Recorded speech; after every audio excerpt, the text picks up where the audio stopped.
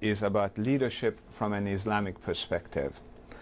And this lecture is divided into 4 modules. The first module is defining leadership. The second one is the leader as coach and as delegator. The third module will be leadership and emotional intelligence. And the last one will be how to become or how to develop effective leaders. So in this part of the lecture, I'm going to focus on defining leadership. So in module 1, there really are 3 major themes. The first, when you look at leadership in Islam, in this ayat from the Quran in Surah Zukhruf, Surah 43 verse 32, Allah is saying, وَرَفَعْنَا بَعْدَهُمْ فَوْقَ بَعْدٍ دَرَجَاتٍ لِيَتَّخِذَ بَعْدُهُمْ بَعْدًا سُخْرِيًّا, that and we raise some of them above others in ranks so that some may command work from others. That is coaching, the role of coaching, the different stages of coaching, and then I'm going to switch to delegating, because after you coach, and we saw that in the previous module, you have coaching, a coaching style of leadership, supportive style of leadership, and delegating.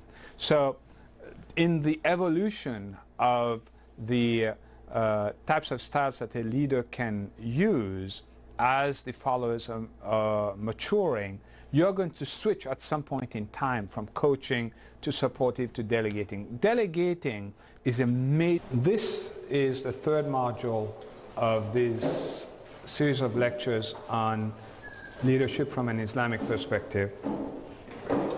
In this module, we're going to look at a rather recent development in leadership, which is the relationship between leadership and emotional intelligence. When we talk about emotional intelligence, it's interesting to note that the divorce of reason from passion really started with a French philosopher by the name of Descartes. You know, I think, therefore I am. And ever since, we have, in leadership, thought that, you know, leaders are perfectly rational. They do not use their emotions when they make decisions. What is interesting is that in the 1990s, there were some discoveries that were made.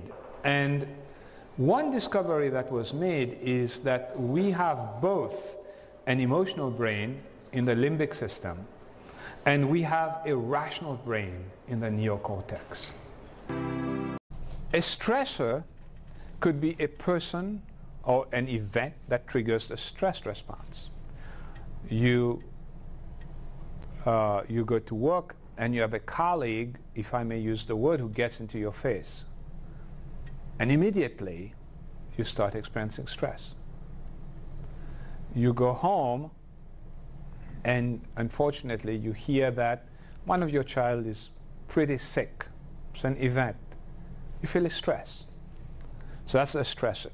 Distress is the adverse psychological, physical, behavioral, and organizational consequences that arise as a result of stressful events. Okay? And we call that homeostasis. And homeostasis is a steady state of bodily function and equilibrium. And in effect, when we look at stress, there are really 4 approaches to stress. I'm just going to touch on them very briefly, but so that you know there's just not one. Assalamu alaikum wa rahmatullah. Alhamdulillah wa salatu wa salamu ala rasulillah. The topic I'm going to be talking about today is managing conflict in Islamic organizations. And when we talk about conflict, one of the things that we realize right away is that conflict permeates almost all aspects of our life. And when we look at Muhammad sallallahu alaihi wasallam, one of the things that we realize right away is that Muhammad sallallahu alaihi wasallam experienced conflict with a number of people. His wife, with the Quraysh, with the Jews of Medina, with his uncle, with his daughter, with Muslims themselves. But the neat thing about the Prophet ﷺ is that he demonstrated through his example how in effect we should handle conflict. When we talk about conflict, conflict is at multiple levels of analysis. In other words, we have conflict within ourselves, and we'll talk about it today, conflict at the individual level of analysis. We have conflict between ourselves and other people. Then conflict between groups, as well as conflict within groups, conflict within Islamic organizations, and of course, unfortunately, conflict among Islamic organizations. This is the outline we're going to follow today. First, we're going to define what conflict is. Then we're going to describe different types of conflict, why conflict occurs. This is very important because for one to be able to manage conflict, one needs to understand the process by which it happens. Then we're going to look at the relationship between conflict and performance, because it's a direct relationship.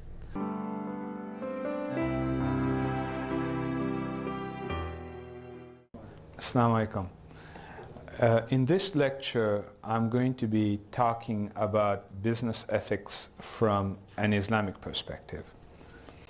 And what is interesting when you look at Islam from the very beginning, for example, in the Quran, in Surah 3, verse 110, Allah is emphasizing this idea that Muslims are inherently people that emphasize ethical behavior, where Allah is saying, you are the best of peoples, evolved for mankind, enjoining what is right, forbidding what is wrong, and believing in Allah.